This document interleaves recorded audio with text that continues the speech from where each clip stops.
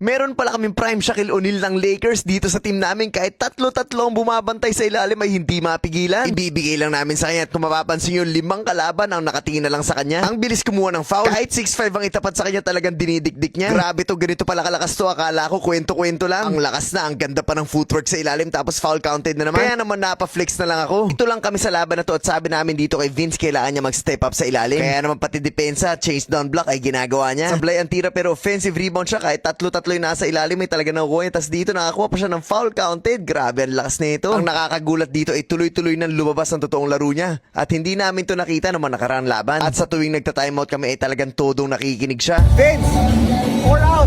Timingan mo yung ikot mo dito sa painted. Ibang klase yung puso niya sa laban na to. Grabe kung humard show, talaga nangaharas. At hindi siya tumitigil sa depensa. Mabilis tumo-double team kaya nahihirapan ang kalaban. Hindi rin siya sumusuko sa play kaya naman kahit anong mangyari, hinahabol niya ang bola. At dahil dito ma-outside ng kalaban at bola namin. At dito na paulit-ulit naming nirekta ang pasa sa ilalim. Hindi naman binigo ni Vince ang buong team. Tuwing maahawakan niya ang bola ay may magandang mangyayari. Hindi rin niya sinasayang ang bawat free throw. Tuloy-tuloy ang atake nitong si Vince at hindi siya mapigilan.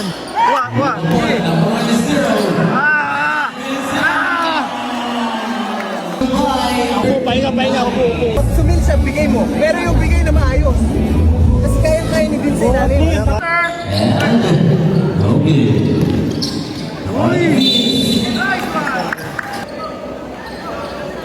Austin, it's your second personal foul.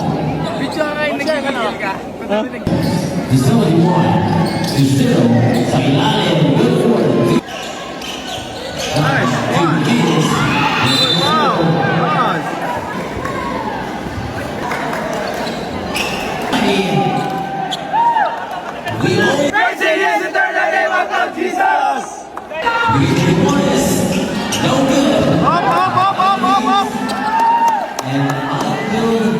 At napakalaking tulong ng performance na itong si Vince kung bakit naipanalo ang laban.